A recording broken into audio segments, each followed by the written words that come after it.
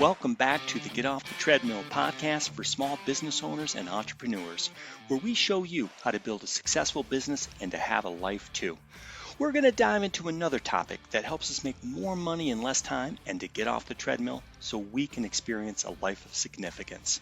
And now, your host and the author of the #1 best-selling business book, Making Money is Killing Your Business, Chuck Blakeman. Hi, this is Chuck Blakeman, and welcome back. Today we're going to talk about a simple 4-stage process to replace traditional sales and increase buyer demand. Let's get going. We're going to talk about a proven business development system we call the Lumberjack Buying System. I say it's proven because for 20 years we've been training thousands of business owners around the world to leave behind the common sales strategies, simply stop selling, and build relationships instead. We have a 10-week course called Fast Track, and we regularly see business owners making exponential gains in revenue, profit, and most importantly, in building a steady stream of potential customers by using the Lumberjack Buying System. And it's worth noting that this is not a selling system, it's a buying system, the Lumberjack Buying System. In a recent solo podcast, I laid out the seminal problem in business. Nobody wants to be sold, but everybody wants to buy. So how do we flip the script to them buying and us not selling? We need to stop trying to sell at people by stabbing them with our business cards and fulfilling the stereotype of the aggressive salesperson. When we make this mental shift from selling to learning how to motivate them to want to buy, we're demonstrating a shift from the traditional transactional sales methods to a relational model that is much more in tune with the modern world and much more likely to result in someone buying something. Recently, we had a guest on talking about their very successful business development strategy, and we used the Lumberjack Buying System as a quick illustration of what she is doing. I'll flesh it out here today. I like analogies because they help bring clarity to what I need to do. And if it's a good analogy, it'll also give me a buy when. The Lumberjack Buying System is a 4-stage analogy of the buying process. A good portion of this system was developed over 20 years ago by a group of people in Virginia led by a guy named Art Radke. I connected with them maybe a year later and have continued to develop and morph the system through years of using it myself and training others to replace the industrial age cold calling aggressive sales process and very expensive marketing that sadly still dominates the business landscape today. The system doesn't look anything like it did 20 years ago. We've put a lot into it and we've bled over it, and there's been a lot of experience to put into this system to show that this actually works. So to see how the 4-stage Lumberjack Buying System works, let's start by looking at the classic sales system that focuses on hunting strangers. We'll replace that industrial age model by focusing on building closer relationships with people we already know. There are a lot of important similarities between the classic small business sales cycle and what we call the Lumberjack Buying System, and we'll be able to more clearly see the vast differences by viewing both. Loosely, this illustration is the classic sales system. And for those of you who aren't watching, the classic sales cycle might start with going to a networking event to search for customers. Hopefully there's a few people there who might want to talk about what you're offering, but you have to work proactively and quickly to sift through many dozens of people to find a few potential clients. And in 2 hours, you can really only meet a few people unless you're a bit insensitive and very transactional when you approach all this. But let's say it works. You find a possible client who thinks they might need what you have. You get their contact information, and you both agree to meet for coffee or at their office. You talk maybe multiple times, and then you present the offer. They buy, and you go right back to the networking event for another go-round because it works. But unfortunately, you've just jumped on the sales treadmill, and you will have trouble ever getting off. I want to be clear about networking. It's a place to begin. It is not a lifestyle. But there's nothing wrong with it. At first. I did it when I first started a business in a city where I didn't think I had a potential customer contact. So I thought I needed to go meet strangers to get the business off the ground. It turned out I was wrong, but regardless, I jumped on the sales treadmill and off to the networking sales events I went. Networking is truly a great way to start a business, especially if you aim to serve and not sell. It's a way to start finding customers, maybe even for a few years. But it is not a lifestyle, and it's not anywhere near the best way to meet people. It's just the first way. How do we know it's not a lifestyle? Because there's a lot of networking groups and associations out there who say you should do that the rest of your lives. The reason we know is because successful business owners don't go to networking events. Almost universally, the people at the events are looking for the people who no longer come because those owners have learned that networking is a great place to start. But there are better ways to meet people once you have a good relationship under your belt. Crassly put, in some networking events, not all, I felt like one of 100 vultures circling around looking for the dead cow. But the dead cow, that ideal client with higher revenue business, they no longer showed up because they had found a better way to build their business. There's a lot of uncomfortable, non-relational, and highly transactional things that can happen in a networking event. Stabbing each other with business cards, exhibiting superficial personal interest, or scanning the crowd to find that ideal client and then abruptly abandoning their conversation to go hunt for them. And then there's the worst transactional strategy, being stalked because you are the ideal client. It's why some people avoid networking events up front, even when they can actually be helpful. Nobody wants to be stalked. However, if you're moving into a new city or leaving a job that involved a lot of travel to start your own business locally, networking is a great way to start. But then let's get you off the sales treadmill. We want you to be one of those business owners whom everyone would love to see at a networking event, but who no longer show up. You need to outgrow networking and grow into something much more sustainable and rewarding, relationships. As we often put it very early, we should learn how to stop networking and build a network. Very different things. Stop networking, build a network instead. We'll show you how to do that. Successful business owners can stop going to networking events because they've built a very small network of 3 to 5 other business owners who have all the clients they want, and they all share them abundantly with one another. In contrast, that classic sales cycle feels like a treadmill. You go to the networking event, you put somebody in your database, you have coffee, then you sell them something, then you get them to become a client, then you go right back to the networking event. It's a treadmill. I repeated the same 5 time-consuming activities in the sales cycle to find one customer at a time. It's not efficient, and it will eventually wear most people down. What if instead you can have a steady stream of potential clients and outgrow networking forever? This is where I get motivated. I'm ambitiously lazy. I will work my ass off right now so I don't have to work so hard later. You might find that motivating as well. But let's put another problem with traditional sales on the table. We are not built to interact with dozens or hundreds of people deeply. We just didn't evolve that way in our small people groups thousands of years ago. And traditional sales flies in the face of that evolution. There's good research on this, including what is called Dunbar's numbers. That's some research showing that the average number of people we can even remember tops out at around, just below 150. The number we would feel comfortable crossing the bar to have a beer with is around 15. And the number we would call close friends is usually less than 5. We are not built to slap backs, shake thousands of hands, and kiss unknown babies. It's not in our DNA. But that's what sales wants us to do. So instead of endlessly working at building superficial relationships a mile wide and an inch deep, let's do what comes naturally. Let's set the goal of working smarter now by focusing on those few people who can help us the most so we can work less later. Let's get off the sales treadmill permanently. All right, let's talk about the Lumberjack Buying System. You can see there's some similarities to the classic sales cycle.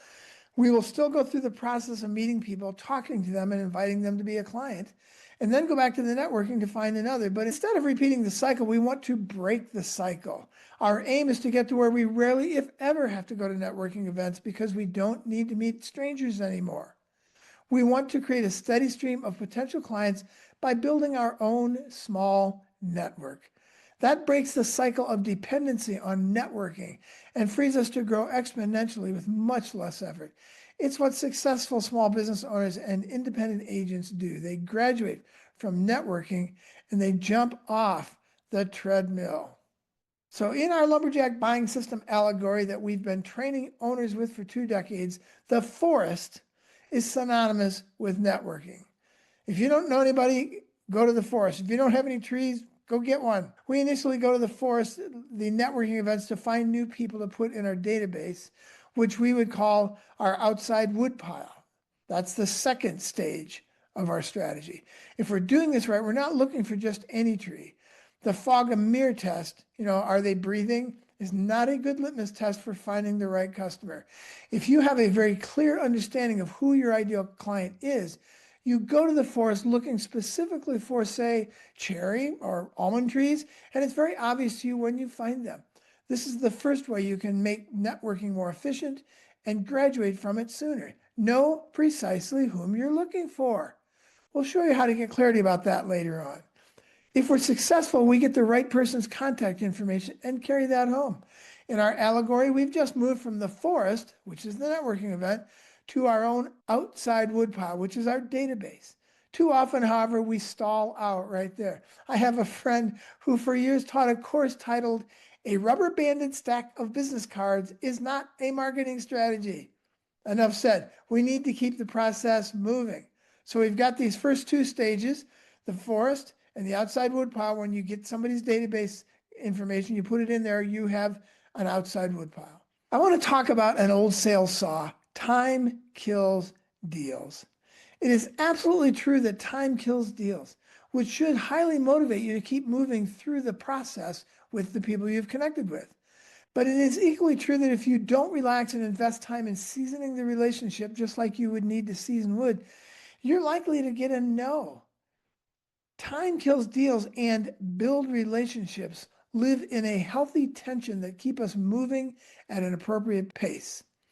We lived in New England for 9 years, and the first year I was there, I bought a wood coal boiler and stuck it in my house, chopped some trees down on our land and stacked them to burn. My neighbor came over while I was in the process and kindly informed me that chopping those trees down in August was not a good strategy for burning them in October.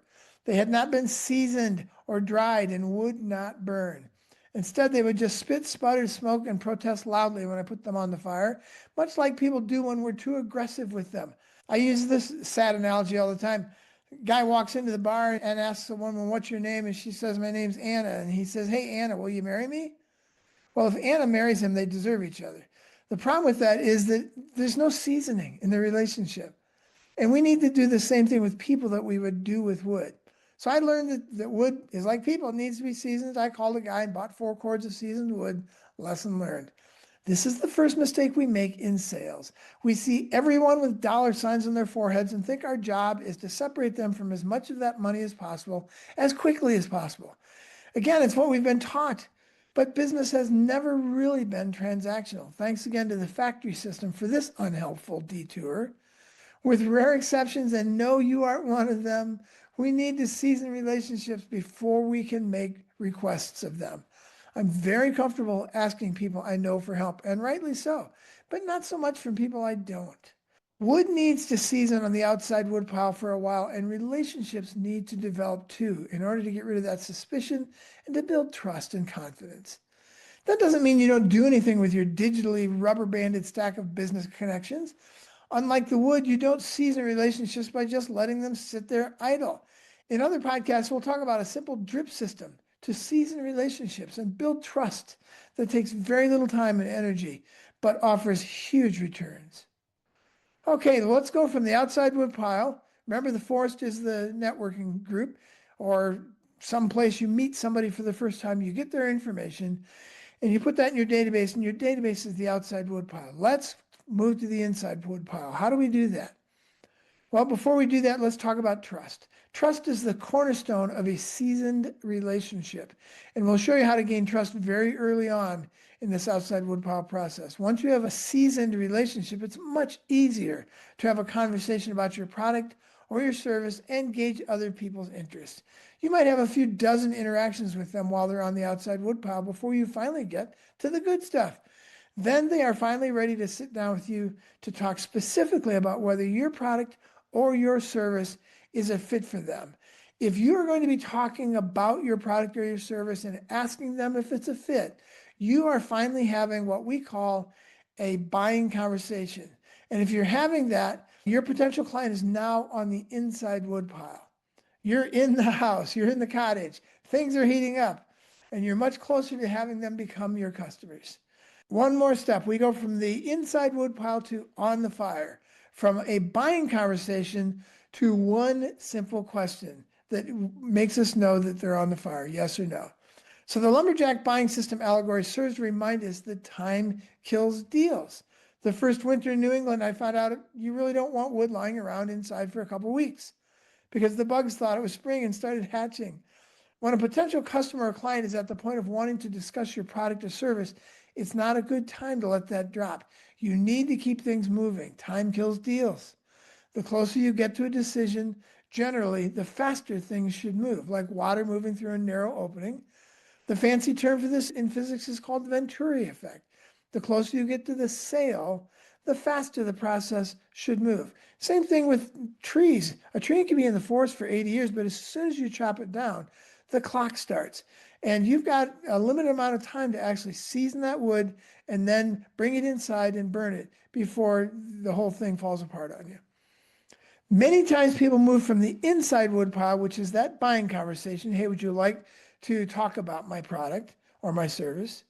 And they move to on the fire, OTF, in the same conversation. That's not unlikely at all, depending on the average length of your sales cycle, which can range from many hours to many months. You will know someone is on the fire because you have asked them this question: would you like to give it a try? They are now at the yes and no stage. The on the fire stage is the yes or no stage. There's nothing left but to make a decision. But if they say, well, I need to talk to my partner, that's valid. But in that case, they jump off the fire and back onto the inside wood pile, and you just need to ask them when you can circle back with them. You may go back and forth a few times, on the fire to inside wood pile and back again, knocking down straw men and some real obstacles. And when they say yes, that's wonderful. You've got a new client. Congratulations, you've been through the 4 stages of the Lumberjack Buying System. Okay, but now that you have that new client, we're going to radically depart from traditional sales more than we already have. Here's where we diverge from the classic sales funnel. Just because it worked to go find a stranger doesn't mean you should go do it again. At some point, and ideally in well less than a year of networking, you can begin going a very different and energizing direction to find new clients, back to people you already know. It's likely that most of you have enough existing relationships to either skip networking already or use it as an opening strategy you can drop soon. But wait, there's more to this. What if you had a reliable 4-step strategy that could allow you to skip the forest and stop hunting strangers altogether? What if you never had to do that again?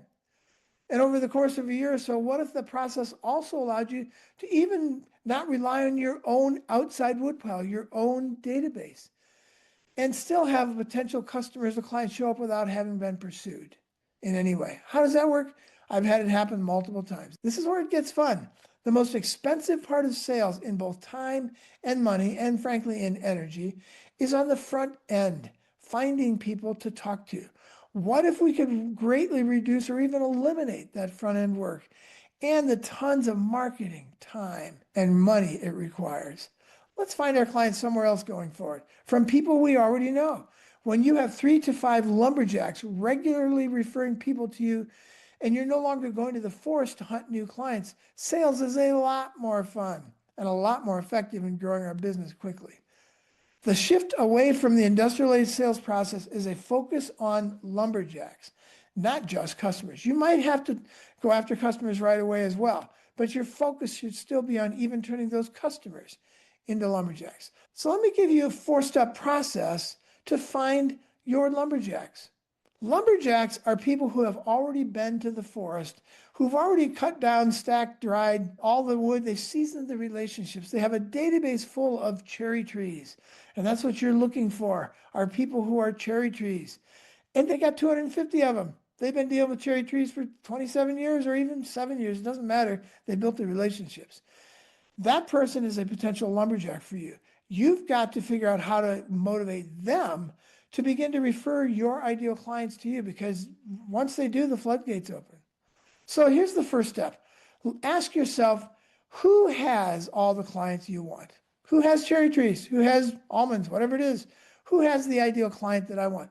Think of industries that might have them. Think of businesses that might have them. Think of individuals or people you already know that might have the clients you want. That's step number one in finding your lumberjacks. Make a list of those industries or those people or the combination of them. And then ask yourself this second question. Who on that list won't be threatened by you? If you live in a world of abundance and they live in a world of scarcity, it doesn't matter how much you talk to them, they're probably not going to see the benefit in this. I also wouldn't presume that they live in a world of scarcity. I wouldn't do that. I would presume they live in a world of abundance. So when you go to them, you can say something like, hey, I've got cherry tree clients, and I see you've got cherry tree clients. We might actually be able to send clients back and forth. Would you be interested in talking about that? Most people are going to say yes to that, but there will be people who just won't get it. So some people will be threatened. It's not your problem. And don't presume they're threatened. Presume that they're not and be surprised if they are. So that's step number two. Step number one, who's got your clients? Step number two, which ones of those people won't be threatened by you? Step number three, who sees the value in strategic partnerships? Sometimes people aren't threatened by this. They just don't get it. It's like, well, I find my own clients. Thanks. I go to networking events. I've spent a lot of money on marketing, and I just keep doing what I've always done.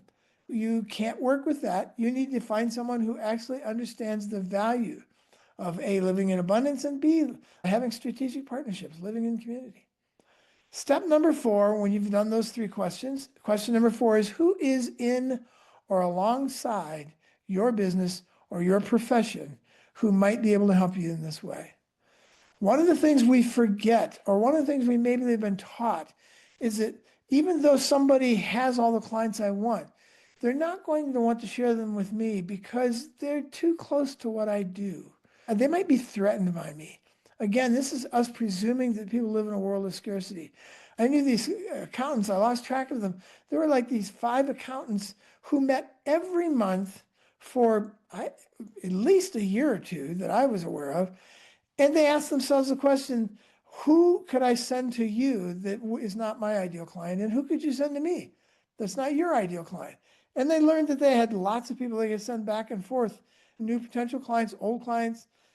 The whole time they spent just showing up their own basis and getting better at it. And they never had to go find new clients anywhere else.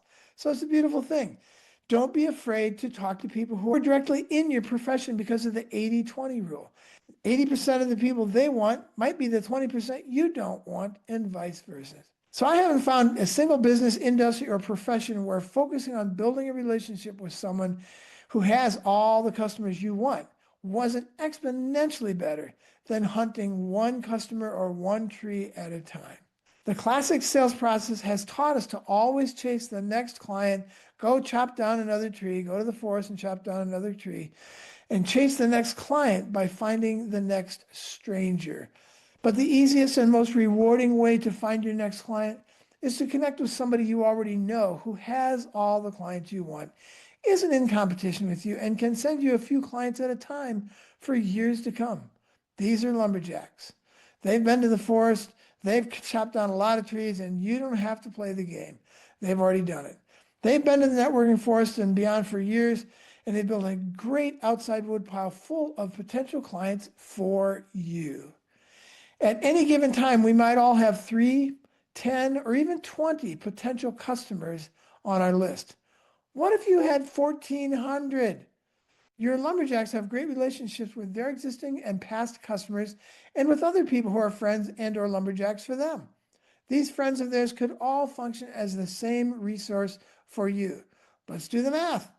If you have 4 lumberjacks who each have 350 connections on their list, you now have a potential contact list of 1,400 people, plus the 10 strangers you found by hunting at networking events or by cold calling, plus your own list of contacts.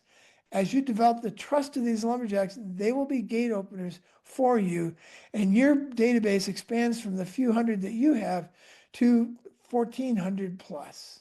All right, that's a quick overview of lumberjacks. We gave this much more treatment in my new book, Sell Less, Earn More. Entrepreneur Press released this just recently, and it lays out the lumberjack buying system and much more that will help you stop networking and stop selling and do what comes naturally, build relationships.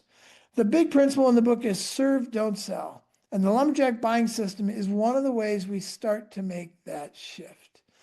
In future podcasts, we'll show you how to stop selling and being transactional so you can build relationships and experience much more revenue much faster. I'll see you there. That wraps up another episode of the Get Off the Treadmill podcast. If you found this podcast helpful, please subscribe and hit the like button to ensure you are receiving the latest tools you need to grow your business and to get off the treadmill. If you want more information on the 3 to 5 Club, the Crankset Group, or to book Chuck as a business advisor, speaker, or workshop leader, you can contact us at grow@cranksetgroup.com. Until next time, have a great week.